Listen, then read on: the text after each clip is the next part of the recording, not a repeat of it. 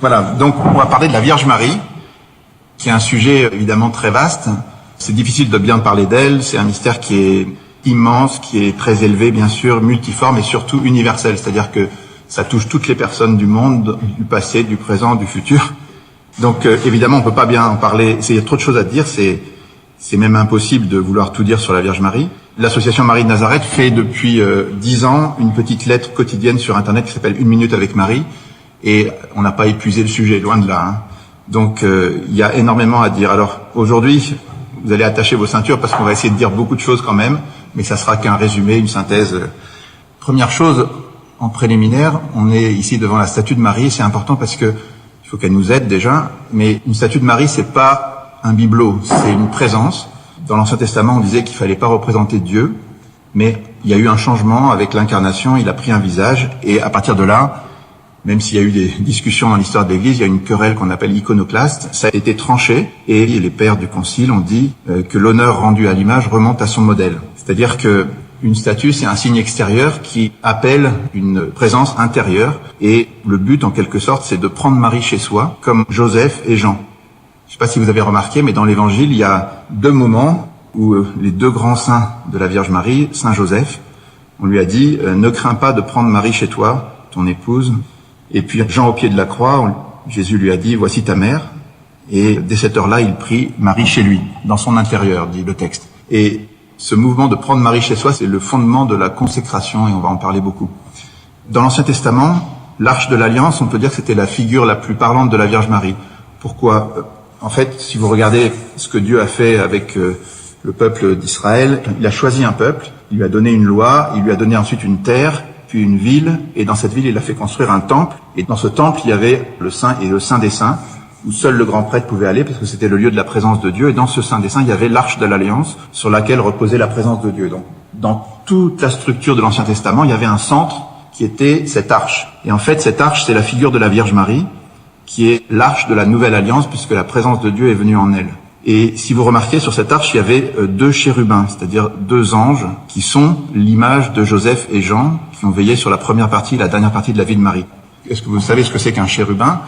On dit que dans les anges, il y a 9 cœurs des anges, il y a les anges, les archanges, principautés, puissance, vertu, domination, trône, chérubins et séraphins. Ils sont classés dans l'ordre, c'est-à-dire que les anges et les archanges sont actifs, ils sont avec nous, ils sont proches, et les chérubins et les séraphins sont tellement proches de Dieu qu'ils sont entièrement tournés vers Dieu, ils ne font que contempler Dieu. Et à cause de ça, ils sont dans l'extase, ils sont silencieux. Les anges et les archanges, par contre, sont dans l'action, un peu comme les apôtres ou les missionnaires. Mais ça nous dit quelque chose du primat de la contemplation, parce que des saints comme Joseph et Jean, qui sont restés avec Marie et Jésus dans le silence et la contemplation, sont au-dessus d'une certaine manière, ils sont au sommet des hiérarchies célestes, ils sont entièrement contemplatifs, assez silencieux, et on peut dire que, comme Marie-Madeleine, ils ont reçu la meilleure part. Ils ont encore d'autres points communs. Jean et Joseph sont restés consacrés virginalement pour le royaume. Ils ont été emportés au ciel, vraisemblablement, puisqu'on a trouvé leur tombeau vide et il n'y avait aucune relique corporelle. Et donc on retient qu'ils ont été tous les 2 invités spécialement à prendre Marie chez eux, à s'occuper d'elle. On peut dire autre chose sur les chérubins. Si vous avez remarqué, quand l'homme est chassé du paradis, on dit que 2 chérubins sont chargés de garder le paradis. Or, dans toute la tradition de l'Église, le paradis de Dieu, où il a établi le jardin qui lui est réservé, c'est la Vierge Marie. Et donc Joseph et Jean, on peut leur demander leur aide pour nous ouvrir les portes et nous permettre de contempler la Vierge. Alors, cette phrase qu'on a mis en titre, « La victoire viendra par Marie », c'est une phrase de Jean-Paul II. Qu'est-ce qu'il veut dire exactement? De quelle victoire il parle? Avant le 3e millénaire, il a écrit un livre « Entrée dans l'espérance » pour nous inviter à nous préparer en disant « J'ai appris directement du cardinal Wyszynski que son prédécesseur, le cardinal Londe, avait prononcé avant de mourir ces paroles prophétiques « La victoire, si elle vient, viendra par Marie ». Jean-Paul II avait vécu depuis son enfance la consécration à Marie, il avait une expérience personnelle de la Vierge, mais il constate qu'au niveau de son ministère pastoral en Pologne, au niveau de la nation, il a vu la puissance de la Vierge, et puis, en tant que pape, ensuite, il a eu cette conviction que la victoire, si elle venait, serait remportée par Marie. Le Christ vaincra par Marie, il veut qu'elle soit associée aux victoires de l'Église dans le monde d'aujourd'hui et le monde de demain. Alors, on va donner 2 autres éléments en préambule. D'abord, Grignon de Montfort. Grignon de Montfort est un grand saint français, et cette phrase « Le Christ vaincra par Marie », elle vient de lui. C'est une intuition qu'il a développée longuement. Il est l'auteur d'un livre qui s'appelle « Le traité de la vraie dévotion à la Sainte Vierge », qui développe une grande vision prophétique. Alors pour l'anecdote, il a été écrit en 1712 et Grignon avait dit il restera peut-être dans le silence d'un coffre et puis il sera combattu. Et effectivement, c'est ce qui s'est passé. Il a été redécouvert un peu plus d'1 siècle après. Et ce livre a eu une portée fantastique pour faire comprendre la place de Marie dans l'Église. Marthe Robin, qui est une très grande sainte, disait que le père de Montfort, quand il a écrit, ne se doutait pas qu'il le faisait sous l'inspiration directe du Saint-Esprit. Et Jean-Paul II, quand il est devenu pape, il a pris comme devise le totus tuus, qui est un petit peu le résumé, le slogan qui est à la base de ce livre. Il en a fait toute sa devise et l'axe de son pontificat. Par exemple, quand il a fait une encyclique sur la Vierge Marie, le seul saint qu'il a cité, c'est Grignon de Montfort. Et il en dit beaucoup de bien en se réjouissant que sa dévotion et ce livre soient mieux connus à notre époque. Alors, il y a eu aussi beaucoup d'autres saints, par exemple Maximilien Kolb, qui a beaucoup aimé la Vierge Marie, qui a invité aussi à se consacrer à Marie. Et toutes les apparitions de Fatima, dont on fête le centenaire cette année, ont aussi parlé de cette consécration. Et Jean-Paul II a confié avec 1500 évêques le 3e millénaire à la Vierge Marie le 8 octobre 2000 à Rome, de manière assez solennelle. Donc tout ça, ça nous invite à nous demander qu'est-ce que c'est que cette consécration, qu'est-ce que ça signifie, et on va essayer d'en parler un petit peu. Deuxième élément, encore en préambule, on n'a pas encore commencé, c'est la date d'aujourd'hui. Aujourd'hui, on est le 27 novembre. Or, le 27 novembre 1830, il y a eu une très grande apparition à la rue du Bac, Notre-Dame de la Médaille Miraculeuse. C'était la première des grandes apparitions contemporaines. Il y a eu beaucoup d'apparitions aussi dans le passé, mais il y a eu tout un cycle d'apparitions qui a commencé à Paris, ici, et on fête l'anniversaire il y a 187 ans. La Vierge a commencé à apparaître le 18 juillet, et elle a dit « Les temps sont très mauvais, des malheurs vont fondre sur la France, le trône sera renversé ». Et 10 jours plus tard, c'était la révolution de 1830, elle a dit aussi à Catherine ce 18 juillet que dans 40 ans, il y aurait des épreuves. Et 40 ans, jour pour jour après cette apparition, il y a eu la guerre entre la France et la Prusse, avec beaucoup de problèmes derrière. Ce jour-là encore, la Vierge a conseillé de venir au pied de l'autel qui est à la rue du Bac. Je ne sais pas si vous êtes allés, mais ça vaudrait le coup. C'est un lieu extraordinaire. Et elle fait cette promesse incroyable. Venez au pied de cet autel, les grâces seront répandues sur toutes les personnes qui les demanderont avec confiance et ferveur. Donc, il y a un lieu tout près de chez nous où on peut aller demander plein de choses à la Vierge. Voilà. Ensuite, il y a eu une deuxième grande apparition, le 27 novembre donc. Il y a eu le don de la médaille miraculeuse. Cette médaille, la Vierge l'a donnée avec une phrase qui était « Ô Marie conçue sans péché, priez pour nous qui avons recours à vous ». 24 ans plus tard, l'Église a proclamé le dogme de l'Immaculée Conception par le pape Pie IX. 4 ans après, une sorte de confirmation à Lourdes où la Vierge a dit encore un peu plus « Je suis l'Immaculée Conception ». Maximilien Kolb disait « Elle n'a pas dit « Je suis blanche », elle a dit « Je suis la blancheur ». Avant, on allait un peu moins loin. Voilà, cette médaille a été montrée en vision à Catherine Labouré. Elle lui a dit « Faites frapper une médaille sur ce modèle ». Cette médaille a été effectivement dupliquée et il y en a eu des milliards qui ont été envoyés. Ça a été incroyable, on l'a appelée très vite la médaille miraculeuse parce qu'il y a eu un déluge de grâce derrière tout ça. Encore un petit mot sur ce 27 novembre. La Vierge est apparue sous cette forme-là, un peu comme une médiatrice, et elle a dit « Ces rayons sont le symbole des grâces que je répands sur les personnes qui me les demandent ». Mais le sommet de cette apparition, pour Catherine Labouré, le moment le plus impressionnant pour elle, ça a été un moment où elle a vu la Vierge prendre un globe. Elle a entendu ce globe représente le monde, la France particulièrement, et chaque personne en particulier. La Vierge a pris ce globe et elle l'a présenté devant Dieu. Catherine dit que c'était le moment le plus impressionnant. Elle dit ce que j'ai éprouvé alors, impossible de le rendre. Et elle dit qu'elle était absolument magnifique. Ça a ravi son âme et elle a senti que cette Vierge-là permettrait beaucoup de promesses. Voilà. Alors, qu'est-ce que ça veut dire? Ce globe représente le monde, tout particulièrement la France et chaque personne en particulier. Cette apparition, en quelque sorte, elle nous invite à regarder toujours les choses à 3 niveaux. Au niveau de l'Église universelle, du monde, au niveau des nations, et en particulier la France, et puis chaque personne en particulier. C'est ce qu'on va essayer de faire un petit peu. Voilà, on commence donc la première partie. À qui est-ce qu'on peut comparer la Vierge Marie? Quand Sainte Thérèse de l'Enfant Jésus est morte, ses sœurs se disaient « Mais qu'est-ce qu'on va bien pouvoir dire d'elle? Elle n'a pas fait grand-chose. » Elle se rendait pas compte de la vraie personnalité de Thérèse. Et après, il y a eu un rayonnement absolument extraordinaire. Quand Mère Teresa est devenue prix Nobel de la paix, ses sœurs se sont dit « Mais on comprend pas, elle a toujours cherché la dernière place, elle s'est faite le plus discrète possible, elle s'est occupée des plus pauvres des pauvres, et maintenant c'est une des personnes les plus connues au monde. » Eh ben, on peut dire un peu pareil de la Vierge Marie. Grignon de Montfort dit « Dans sa vie, elle a été très cachée. Elle n'a cherché elle-même qu'à se cacher à toute créature pour n'être connue que de Dieu seul. » Et il dit aussi que Dieu, pour l'exaucer dans ses demandes, a accepté tout ça. C'était son chef-d'œuvre. Il s'est réservé sa connaissance et sa possession pendant toute une partie de la vie du monde.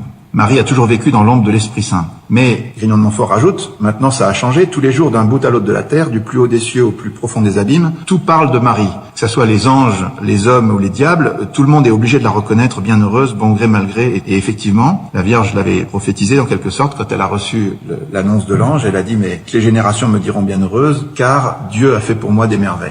Donc le plan était évident, et on le constate aujourd'hui au niveau du monde d'abord. Si on fait un petit tour rapide, dans tous les temps, ça a commencé même à Nazareth, on a retrouvé une inscription très ancienne du 1er siècle où on voit un « Je vous salue Marie ». On a retrouvé dans les sables d'Égypte un parchemin où il y avait une prière très belle. À l'abri de ta miséricorde, nous nous réfugions, Sainte Mère de Dieu, écoute nos prières quand nous marchons vers toi. Ça date du IIIe siècle en Égypte. Depuis et toujours, sur tous les continents, dans tous les peuples, on a prié, célébré, chanté la Vierge Marie en Afrique, en Russie, partout. On lui a fait des cathédrales magnifiques.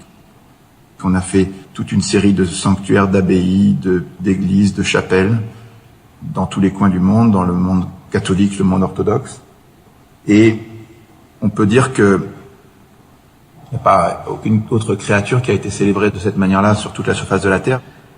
On lui a fait des icônes, des statues, des peintures de toutes sortes, magnifiques. Les arts ont célébré la Vierge aussi en musique, de toutes les manières. Et on lui a consacré des royaumes, des nations, des villes, des régions. Par exemple, la ville de Constantinople, quand elle a été fondée par Constantin, elle a été consacrée à la Vierge de manière très spéciale. Elle est restée pendant 1000 ans. Elle avait des reliques de la Vierge, la ceinture, le vêtement. Elle avait des fêtes très belles et une protection toute spéciale de Marie. Mais il y a d'autres pays dans le monde qui sont consacrés, le Mexique, la Pologne, des dizaines de pays en fait, des dizaines de villes. Là, c'est Marseille, Lourdes. Il y a des sanctuaires, bien sûr. Bref, elle est reine comme personne d'autre sur la terre. Il y a aussi des congrégations, des mouvements, des fondateurs, Saint-Dominique, Thérèse d'Avila, des tas de congrégations qui sont consacrées à elle. Et puis, bien sûr, les pères de l'Église, les docteurs, les saints, les papes, l'ont de mille manières louée. Dans toute l'Antiquité chrétienne, on a très vite parlé d'elle comme la nouvelle Ève. Il y avait Jésus qui était le nouvel Adam. C'est le grand enseignement rudimentaire de l'Antiquité chrétienne. C'est très important, on va y revenir. Les pères de l'Église se sont déchaînés dans l'exégèse typologique, c'est-à-dire qu'ils ont repéré dans tout l'Ancien Testament, à travers notamment l'hymne acatiste, toutes les figures qui parlaient déjà de la Vierge Marie. Il y avait des très grands saints comme Bernard de Clairvaux qui a été spécialement inspiré des grands théologiens comme saint Thomas d'Aquin, saint François de Sales, Don Bosco qui a parlé des 3 blancheurs sur laquelle compte l'Église, saint Jean de la Croix qui dit que Marie est essentielle dans les nuits spirituelles, saint Séraphin de Sarov, un très grand saint orthodoxe qui a aussi dit qu'il n'avait pas planté un clou sans la volonté de la Vierge, sainte Thérèse de l'Enfant Jésus, elle est plus mère que reine, saint Padre Pio, Marthe Robin qui la voyait comme médiatrice, etc., etc. Et puis Jean-Paul II qui est vraiment le grand docteur mystique et marial qui nous enseigne sur la Vierge. Et puis derrière tout ça, il y a des millions de pèlerins partout, dans tous les sanctuaires, sans cesse, voilà. Alors, les hommes ont fait plein de choses pour elle comme ça, il y a des réponses, mais c'est des réponses à ce que la Vierge a fait elle-même. Il y a un dictionnaire du Père Laurentin et de Patrick Sbalquiero qui recense plus de 2000 cas d'apparition ou d'intervention de la Vierge au niveau mondial. Alors là aussi, rien ni personne peut être comparé à ça. La première intervention de la Vierge qu'on rapporte dans l'histoire, c'est Saint Jacques le Majeur qui était allé prêcher en Espagne jusqu'à Compostelle. Et à un moment, il se retrouve à Saragosse, il est pris par des païens qui veulent sa peau. Et la Vierge apparaît sur un pilier alors qu'elle est encore vivante sur la terre. Donc c'est une première grand miracle de la Vierge. Il y a une apparition ensuite, la première apparition, c'est avec, recensé en tout cas, c'est Marie et Jean qui apparaissent à Grégoire le Thaumaturge en 270 et puis plein d'autres. On va bien sûr pas toutes les lister, il y en aurait trop, mais on va en noter 2 ou 3. Il y a l'apparition de la Vierge à Guadalupe en 1531 au Mexique, extraordinaire apparition, alors qu'il n'y avait pas beaucoup de succès dans la mission. Juste après cette apparition où la Vierge parle en langage des Aztèques, il y a plus de 9 millions d'Indiens qui se convertissent d'un seul coup et l'évêque local qui meurt d'épuisement à force de confirmer les Indiens. Et puis, cette année, on est obligé de parler des apparitions de Fatima qui sont extraordinaires à plus d'un titre. D'abord, elles ont été introduites par l'apparition d'un ange aux enfants qui dit qu'il est l'ange du Portugal. Alors les nations ont un ange, c'est étonnant. Et puis ensuite, la Vierge apparaît tous les 13 du mois et elle promet un grand miracle qui se passe devant 70 000 personnes, croyants et non croyants, et c'est le journal local le plus anticlérical qui dit oui, effectivement, ce miracle a eu lieu. Et puis cette apparition comporte des prophéties, en particulier que le Saint-Père aurait beaucoup à souffrir, et c'est ce qui est arrivé le 13 mai 81. Suite à ça, Jean-Paul II écoute davantage les messages de Fatima et il consacre la Russie au cœur immaculé de Marie comme la Vierge le demandait. Et juste après cette consécration qui se fait le 25 mars 84, tout d'un coup, dès 86, le bloc communiste fragilise et tout tombe en quelques années sans une goutte de sang, alors que dans ma génération, je peux vous dire qu'on s'attendait absolument pas à ça. La Russie avait fait un armement incroyable, on pensait jamais que ça tomberait comme ça. Voilà. Il y a d'autres apparitions assez extraordinaires, par exemple à Medjugorje en Bosnie, elle apparaît le 25 juin 81, elle dit qu'elle est la reine de la paix, elle demande de beaucoup prier pour la paix. Et 10 ans après, jour pour jour, c'est la terrible guerre de Bosnie. Des voyants qui continuent à voir la Vierge depuis 36 ans. Il y a des tests scientifiques qui ont été sur eux, des miracles vraiment super abondants là-bas. Bref, Marie a été aussi extrêmement active dans la défense de la chrétienté contre l'islam. La première victoire qui arrête l'expansion musulmane, c'est Charles Martel à Poitiers. Ça se passe un samedi et il dédie sa victoire à Marie et à Saint Michel Archange. Mais l'expansion musulmane continue. Il y a par exemple à Lépante une victoire totalement improbable des chrétiens qui étaient 2 fois moins nombreux sur une victoire maritime. Le pape demande de prier le rosaire, il a une apparition et finalement il y a un miracle, les vents qui soufflent dans le bon sens et tout, et les chrétiens arrivent à s'en sortir. Pareil à Vienne, on était assez désespéré, on a invoqué le Saint-Nom de Marie et on a contenu pendant quelque temps l'expansion musulmane. Et puis, vous savez qu'il y a des Coptes en Égypte qui sont chrétiens depuis longtemps. Anwar el-Sadat, qui est devenu prix Nobel de la paix, au début c'était un frère musulman, il voulait instaurer la charia en Égypte. Le projet était dans les cartons et la Vierge est apparue en 1968 à Zeytoun, dans la banlieue du Caire. Et pendant plusieurs années, elle s'est fait voir à des centaines de milliers de personnes, dont la femme de Anwar el-Sadat, qui a convaincu son mari de renoncer à ce projet. Et après, il est devenu beaucoup plus pacifique. Mais ces apparitions sont absolument étonnantes et personne n'en parle en Occident. Voilà. Donc tout ça, c'est au niveau du monde. Maintenant, je voudrais faire une bonne parenthèse sur la France, parce que si vous regardez l'histoire de France, c'est complètement incroyable. L'Association Marie de Nazareth a recensé un petit peu l'histoire chrétienne de la France dans une page qui s'appelle Notre histoire avec Marie. Et ça vaut le coup d'aller voir un peu tout ça, mais je vais vous en faire un panorama rapide. Au tout début, avant même que le Christ soit annoncé en France, il y avait 2 endroits au moins où on priait la Vierge qui doit enfanter. C'était à Longpont et à Chartres. Ensuite, il y a eu très tôt un culte à la Mère de Dieu, en particulier au Puy-en-Velay, au moment du concile d'Éphèse. Et puis quand Clovis a été baptisé, c'est devenu un adage connu, le royaume des Francs et le royaume de Marie. Il y a eu des grands miracles ensuite avec, par exemple, l'arrivée d'une barque à Boulogne, un soir d'hiver, et c'est devenu la Vierge la plus vénérée par les rois de France. C'est à peu près la même époque qu'on construit le Mont Saint-Michel, avec l'archange protecteur de la France aux côtés de la reine de France. 1000 ans avant Bernadette, Charlemagne assiège un sarrasin qui s'appelle Murat dans le sud de la France. Il accepte de se rendre à condition que la terre soit dédiée pour toujours à la Vierge Marie. Charlemagne accepte et le musulman propose que ça s'appelle l'Orda. Ça a donné l'autre, ça veut dire la rose en arabe, et ça a été consacré à Marie. Ensuite, il y a des tas de protections. Par exemple, à Valenciennes, il y avait la peste et la Vierge est apparue à quelqu'un. Elle a montré un cordon qui entourait la ville et l'épidémie a cessé. C'est le cas aussi à Lyon avec Notre-Dame de Fourvière et la fête des Lumières qui en fait mémoire. Et puis, des protections de ce type-là, il y en a énormément. Notre-Dame de Liesse, des Ardents, de Miance, de Pontoise, d'Orcival, voilà. Ensuite, vous avez le Moyen-Âge, un siècle magnifique de chrétienté où toutes les plus belles parties de nos villes aujourd'hui, c'est eux qui les ont construits. Ce siècle dont on dit que c'est obscur, en fait, c'était un siècle absolument lumineux. Il y avait un idéal extrêmement beau. Les chevaliers passaient une nuit de prière avant de se consacrer à la défense de la veuve et de l'orphelin. Ils se consacraient à la Vierge Marie. Et toutes les cathédrales et les églises, pratiquement, qui ont été construites, romanes et gothiques, sont dédiées à la Vierge sous le vocable de Notre-Dame. Ensuite, vous avez l'histoire de la France et de la Vierge qui continue avec Jeanne d'Arc, qui porte l'étendard de Jésus et Marie et qui intervient de manière absolument incroyable pour libérer la France. Et puis, il y a un cycle qui commence à Cotignac. La Vierge apparaît dans le sud, près de Toulon. Notre-Dame des Grâces, elle dit qu'on vienne ici en procession pour recevoir toutes les grâces que je veux y répandre. Et elle fait des miracles. Et puis, 100 ans à peu près après, il y avait un problème au niveau des rois de France. Le roi Louis XIII et son épouse, Anne d'Autriche, n'avaient pas d'héritier depuis 20 ans. Et le royaume commençait à paniquer. Et donc, il y a eu des prières et un frère religieux qui était très proche de la Vierge a reçu une apparition et la Vierge lui a dit il faut faire 3 neuvaines, une à Cotignac, une à Notre-Dame de Paris et une à Notre-Dame des Victoires. 9 mois, jour pour jour, après la fin de la dernière neuvaine, le roi Louis XIV est né et on l'a appelé Dieudonné parce qu'il y a un miracle de Dieu. Alors, Louis XIII, quand il a appris tout ça, il y avait toute une série de grâces qui tombaient sur le pays à cette époque et il a décidé de remercier la Vierge par un vœu qui est absolument capital. En remerciement de tant de grâces, il a consacré la France à Marie officiellement, il lui a fait don de son royaume. On voit cette statue de Louis XIII offrant sa couronne à la Vierge dans la cathédrale de Notre-Dame de Paris et ça a été un moment clé parce que officiellement le royaume de France est vraiment le royaume de Marie. La fête de l'Assomption est devenue la fête nationale et les historiens témoignent que dans la suite de ce vœu, il y avait un déluge de grâce sur la France, toute une série de bonnes nouvelles.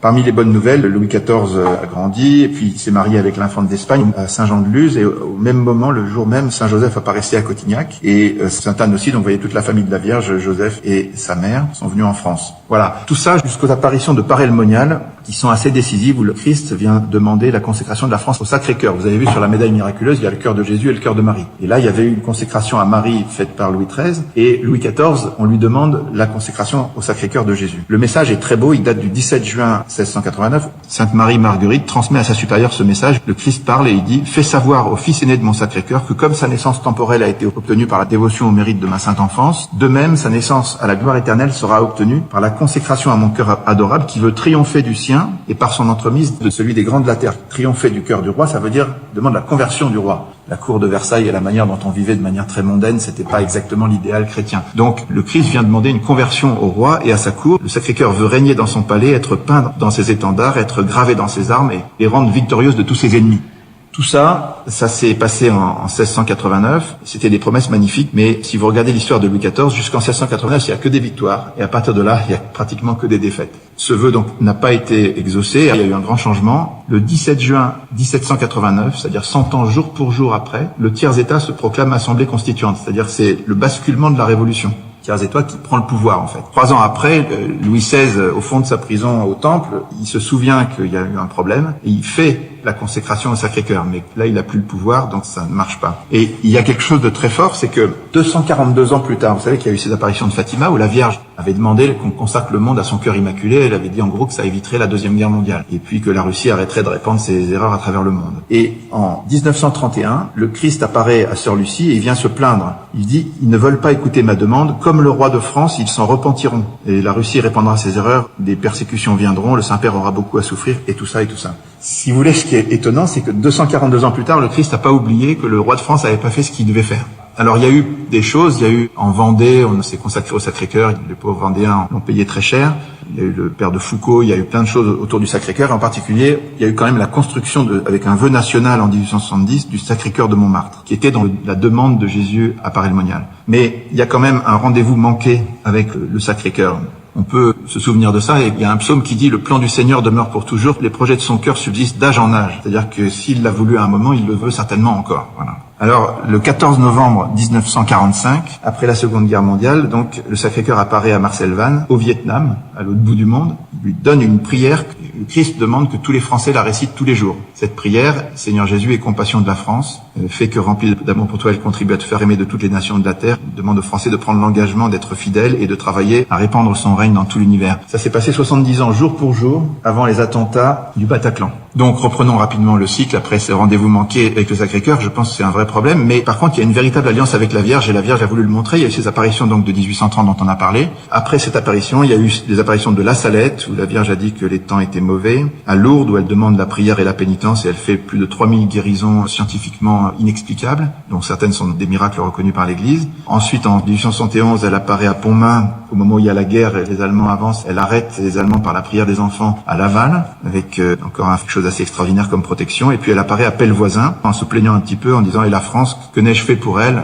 La réponse n'est pas très forte. Vous voyez, en 36 ans, la Vierge dessine un M sur notre pays, un peu comme celui de la médaille miraculeuse. D'une certaine manière, c'est pour montrer la protection qu'elle a décidé de donner à ce pays. Cette protection, on la constatera en permanence. En 1914, durant la bataille de la Marne, il y a une grande apparition de la Vierge qui arrête les armées allemandes le temps que les Français s'organisent. Et puis, en 1947, il y avait une menace de révolution communiste en France. La Vierge apparaît à l'île Bouchard et elle demande la prière des petits-enfants parce que la France est en grand danger. Des protections contre les guerres, il y en a eu partout, depuis Bouvines, Paris avec Sainte-Geneviève, mais Nantes, Orléans, Cambrai, Bar-le-Duc, Verdun, tout ça.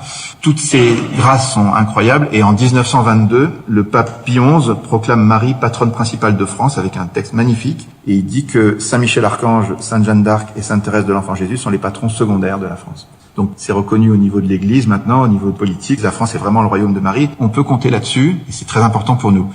Mais après ce cycle donc d'apparition de la Vierge, il y a un autre cycle qui démarre avec la victoire de Sébastopol où Napoléon III prend les canons russes et il en fait une statue qui s'appelle Notre-Dame de France au Puy-en-Velay. Et puis quelques années plus tard, au début du XXe siècle, les assomptionnistes créent une image de Notre-Dame de France très spéciale avec l'enfant Jésus sur l'épaule. Et ils la placent au sommet de la vieille ville de Jérusalem dans un très gros bâtiment. Et cette appellation de Notre-Dame de France, elle est mentionnée aussi à Versailles en 1918. Il y a des apparitions et la Vierge demande qu'on l'invoque sous le vocable de Notre-Dame de France. Elle dit, si l'on répond à ce désir du cœur de Jésus, la France redeviendra mienne, je la prendrai sous ma protection et il y aura d'abondantes bénédictions. Ensuite, il y a eu cette image de Jérusalem, une statue de 7 mètres qui s'appelle Notre-Dame de France, qui a été copiée pour l'exposition universelle de 1937. Elle a été mise sur le pavillon pontifical. Et puis, le cardinal Verdier, elle a gardé un an de plus parce que c'était le 350e anniversaire du vœu de Louis XIII. Et quand le pavillon a été démoli, il a fait un vœu. Il voulait que Notre-Dame de France ne disparaisse pas et qu'elle soit érigée sur une colline proche de Paris pour faire pendant au Sacré-Cœur de Montmartre. Alors, c'était une phrase assez étonnante. Et le fil de l'histoire a continué par la conversion d'Edmond Fricoteau, qui est le grand-père de Violaine, voilà. voilà, qui s'est converti en 1984. Et Edmond a retrouvé cette statue qui était dans les sous-sols d'une mairie communiste à Amiens. Il l'a installée à Baillet en France, 50 ans presque jour pour jour après le vœu du cardinal Verdier. Ça a été une cérémonie magnifique avec 7 évêques, 50 000 personnes. Et de là est né le mouvement des Vierges pèlerines qui a démarré le 8 septembre 95 au Puy-en-Velay. Ça s'est terminé en France par un pèlerinage vers Reims avec le 1500e anniversaire du baptême de Clovis que le pape nous avait invité à célébrer. Et puis ensuite, les Vierges pèlerines sont parties dans le monde, bénies par Jean-Paul II le 8 décembre 96 et par le patriarche de Constantinople une semaine après à Istanbul. Donc c'est parti pour 4 années de prières dans 120 pays du monde. Et au cours de ces prières, cette statue de Notre-Dame de France a été diffusée à 12 000 exemplaires. C'est-à-dire qu'il y en avait partout. Et c'était pas la seule, il y a eu des milliers d'autres qui ont été reproduites, mais cette statue a eu une très belle histoire. Voilà un peu tout ce qu'on peut dire sur le lien entre Marie et la France. Mais derrière tout ça, j'ai une grande question, moi, parce que finalement, c'est quand même très curieux. Qu'est-ce que ça représente, la France, pour le ciel? Pourquoi est-ce que la Vierge dit à Lise Bouchard, je viens parce que la France est en grand danger, il faut faire ça pour la France, il faut faire ci pour la... Qu'est-ce que ça veut dire? C'est une question qu'on doit se poser parce que Soloviev, qui est un grand penseur russe, dit une nation n'est pas ce qu'elle comprend d'elle-même dans le temps, mais le projet que Dieu a sur elle dans l'éternité. C'est assez beau comme phrase. Voilà. Qu'est-ce que la France et qu'est-ce qu'on peut faire? Alors les papes répondent un petit peu, il y a toutes sortes de prophéties sur la France, il y en a une très belle de Saint Pie X qui dit qu'il y aura un retour, que la France se redressera, elle reviendra à sa première vocation, comme Paul donc sur le chemin de Damas, elle rencontrera Dieu et elle se lèvera, elle redeviendra la fille aînée de l'Église, la nation prédestinée, elle repartira. Marthe Robin avait à peu près les mêmes intuitions, elle avait précisé tout ça, elle avait dit la France va tomber bas, très bas, plus bas que les autres nations, mais elle criera vers Dieu et la Sainte Vierge viendra la relever. Et elle retrouvera sa mission de fille aînée de l'Église. Et tout. Et donc, Marthe Robin a fait une prière, une très belle prière pour la France que je vous invite à lire. Voilà. Et puis, au début des Vierges pèlerines, il y avait le père de Monténard qui avait dit « La France est une idée de Dieu ». Voilà, donc il faut réfléchir sur ce que c'est que la France. Donc, on a parlé de Marie dans le monde, Marie au niveau de la France et des nations. Très rapidement, au niveau des prières de chacun, vous savez que à la fois les grands saints, les papes, tout le monde peut prier la Sainte Vierge. Et là, on peut pas raconter les choses parce qu'il y aurait tellement de choses à dire. Vous avez des témoignages partout d'ex-voto, de récits de gens qui ont prié la Vierge et qui ont été exaucés. Si vous l'avez pas commencé, vous pouvez le faire. Vous verrez que ça marche très bien. Bref, conclusion de la première partie, Marie peut être comparée à personne. Alors la question c'est pourquoi? Pourquoi est-ce qu'elle a cette place? Quelle est la place de Marie dans le plan de Dieu? Alors l'Église enseigne des choses. Une première chose qu'on peut dire sur Marie, c'est que son titre le plus fondamental, c'est Mère de Dieu, Théotokos. Enfin, Théotokos, ça veut dire Dei Genitrix, c'est celle qui génère Dieu. Mère de Dieu, c'est Mater Theou. Mais en gros, on confond les deux notions. C'est le titre fondamental de la Vierge qui a été défini à Éphèse en 431 grâce à Cyril d'Alexandrie et les pères de l'Église. Au-delà de ce titre de Mère de Dieu, il y a 5 vérités dogmatiques sur la Vierge. La première, c'est qu'elle est immaculée, comblée de grâce, qu'elle est toujours vierge avant, pendant et après l'enfantement du Christ, qu'elle est co-rédemptrice, alors le terme n'est peut-être pas le meilleur, elle a une coopération privilégiée à la rédemption, et elle est médiatrice et avocate. Et puis, elle a été assumée corps et âme au ciel, donc l'Assomption et la Dormition de Marie sont un dogme de l'Église catholique. Voilà. Elle a d'autres titres, bien sûr, il y en a beaucoup. On retient en particulier celui de Pie XII, Marie Reine, comme le Christ est roi. Celui de Paul VI, mère de l'Église, elle est mère de Jésus, mais elle est aussi mère de chacun des croyants, et étoile de l'évangélisation de Jean-Paul II. Et puis, l'Église parle aussi beaucoup de ses vertus, qui sont la foi. Toute l'encyclique de Jean-Paul II est sur Marie, heureuse celle qui a cru. Bien sûr, l'humilité de Marie qu'on doit imiter, sa pureté si on peut, l'obéissance qui a sauvé le monde, la prière et l'intériorité de Marie qui conservait et méditait dans son cœur, on doit s'en approcher aussi, sa compassion et sa mortification, et puis au-dessus de tout ça, bien sûr, elle est mère, donc elle est pleine d'amour, de bonté, de tendresse, de patience, de miséricorde, la douceur de Marie, voilà. Mais alors, comment est-ce qu'on va synthétiser tout ça? Qu'est-ce qu'on peut dire de fondamental sur elle? Je crois que la première chose qu'il faut dire sur la Vierge, c'est qu'elle est liée de manière absolument unique à Jésus. Vous savez que dans la foi, vous avez quelques grands mystères. Il y a le mystère de la création du monde, le mystère de l'élection d'Israël, mais vous avez 2 grands mystères fondamentaux qui sont le mystère de l'incarnation et le mystère de la rédemption. Sur le mystère de l'incarnation, elle est toute seule. C'est-à-dire que c'est elle qui, au nom de l'humanité, a dit oui au désir d'incarnation de Dieu. Au nom de toute l'humanité, Marie a dit oui et elle a permis le début de la nouvelle et éternelle alliance. Et le père de Mentière dit Dieu ne s'incarne pas en fraude, je trouve ça très beau.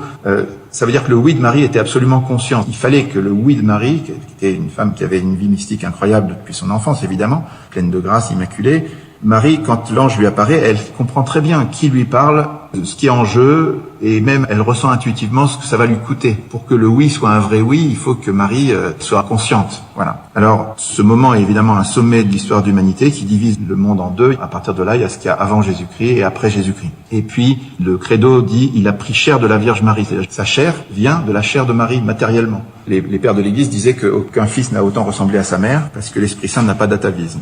Alors, le deuxième mystère, c'est le mystère de la rédemption. Dès l'origine, on a prophétisé à Marie qu'un glaive lui transpercerait l'âme, qu'elle serait unie à la rédemption du Christ, et elle n'a jamais abandonné Jésus. Il y en a qui ont dormi pendant l'agonie, mais elle ne dormait pas, et les mystiques disent que l'ange de la consolation qui vient consoler le Christ à Gethsémani, c'est la prière de Marie qu'il a obtenue. À la passion du Christ correspond la compassion de Marie, de même que à Jésus, nouvel Adam, correspond Marie, nouvelle Ève. On peut dire qu'à la rédemption du Christ correspond une forme de co-rédemption de la Vierge. Il y a ce couple dans la passion. Alors, une femme très très sainte, la plus sainte que j'ai connue, s'appelait Rolande Lefebvre. Elle était un peu comme Marthe Robin. Pendant 27 ans, elle s'est nourrie que de l'Eucharistie et elle était extraordinaire. Elle a écrit un livre avec le cardinal Coffi et le père Laurentin dans lequel elle parle de ce qu'elle ressentait. Son intuition, c'était qu'au moment de la passion, Dieu le Père avait emprunté le cœur de Marie pour vivre la passion, pour ressentir ce que ressentait le Christ. Elle dit, dans la passion, le Père et Marie ne faisaient qu'un. Le Père éternel lui a emprunté, pour ainsi dire, son cœur pour souffrir en elle. C'est vrai que, en ce moment de la passion, l'amour de Marie s'étend à tous les hommes. Comme le Christ a voulu sauver tous les hommes, elle devient mère universelle. Le Christ dit aux disciples bien-aimés, dont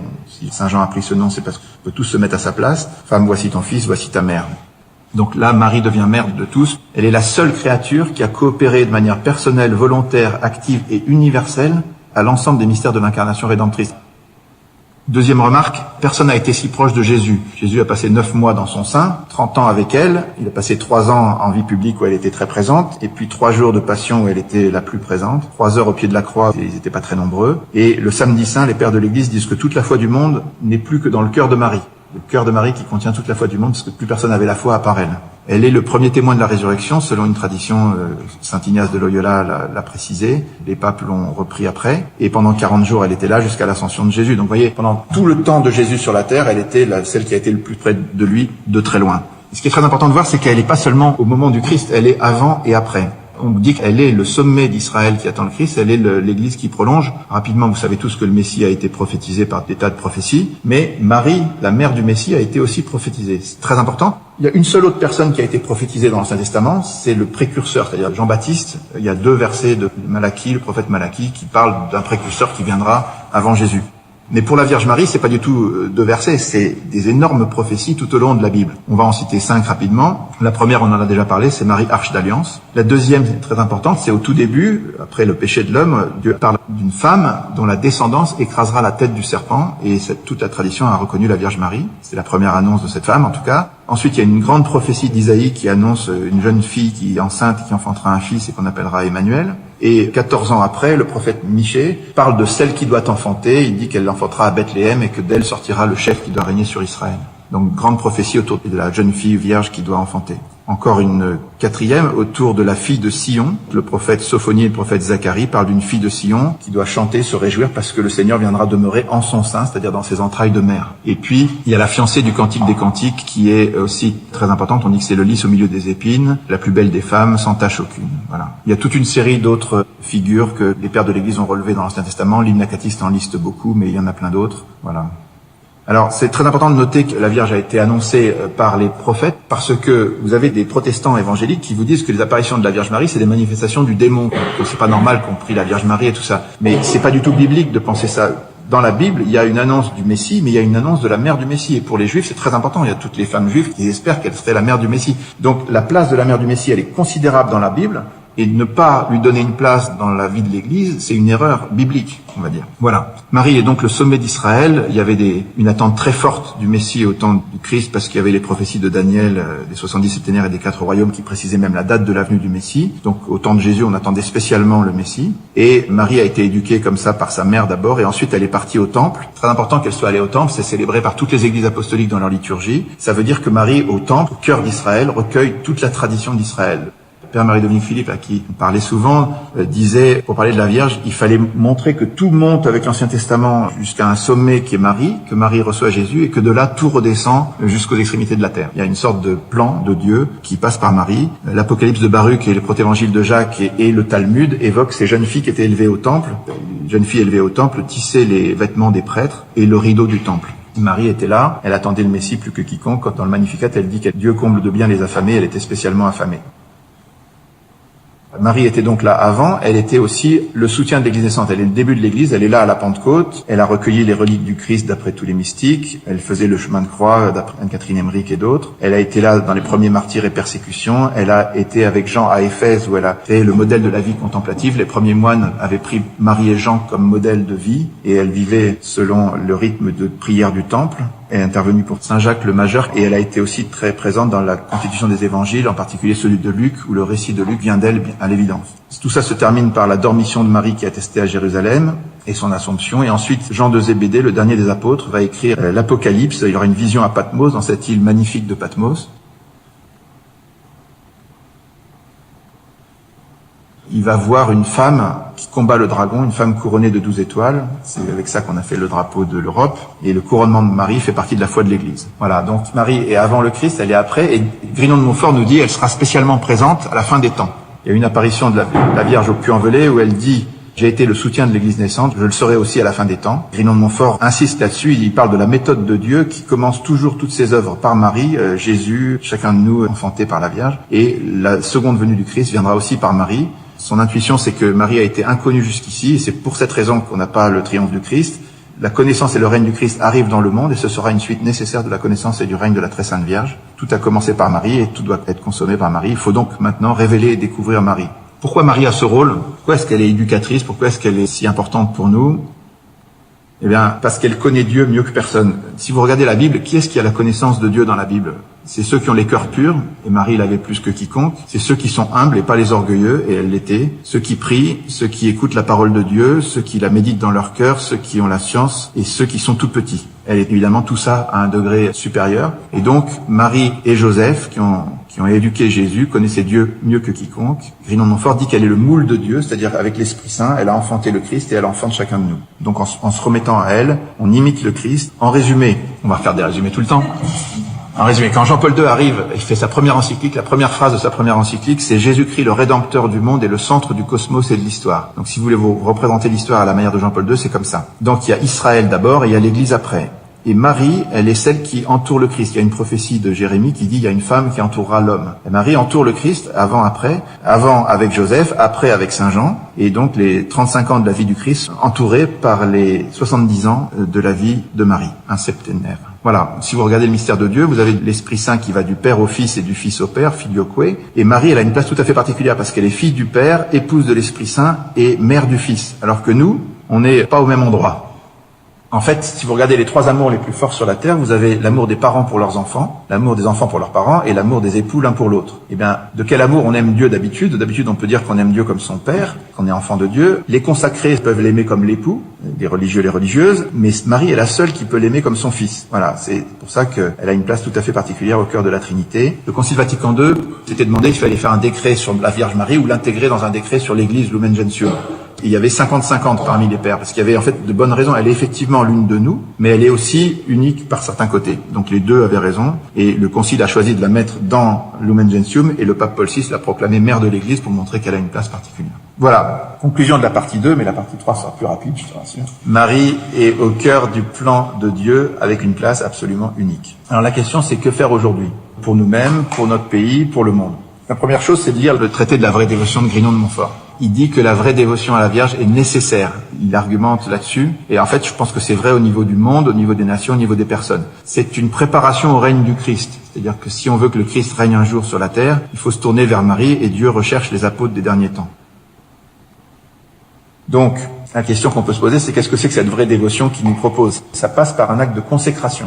Alors, la consécration, en fait, ça revient avant tout à imiter Jésus. Qu'est-ce qu'il a fait Jésus? Il s'est remis petit enfant entièrement dans les mains de Marie. Il a tout remis à la Vierge, il dépendait entièrement d'elle. C'est un peu ça l'acte de consécration de Grignon de Montfort, c'est de se remettre comme un enfant à la Vierge, en lui disant qu'on l'a choisie, qu'elle devient notre mère, notre reine, qu'on le fait en qualité d'esclave et non pas seulement de serviteur, c'est-à-dire pour toujours, en remettant tout, qu'il s'agit de donner ses biens intérieurs et extérieurs pour le temps et pour l'éternité, c'est-à-dire c'est une remise complète. Alors ça peut effrayer quand on le comprend pas bien, mais quand on lit le traité de la vraie dévotion, on comprend très bien ce que ça veut dire. Et tous les grands saints de notre époque sont rentrés là-dedans.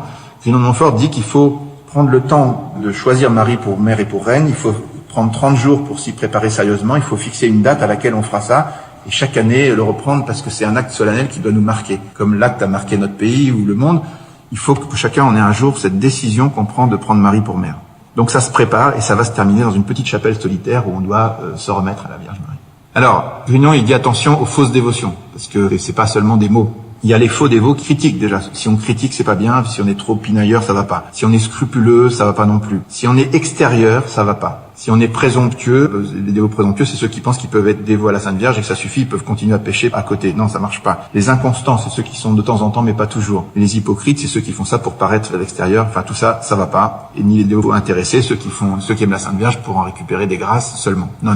Tout ça, ça va pas. La vraie dévotion, elle est d'abord intérieure. Ça, c'est très important. C'est vrai que ce que Dieu veut d'abord, c'est notre relation personnelle. Il faut qu'elle soit sincère, forte et vraie. Et elle doit être intérieure, mais aussi tendre, sainte, constante et désintéressée. Voilà.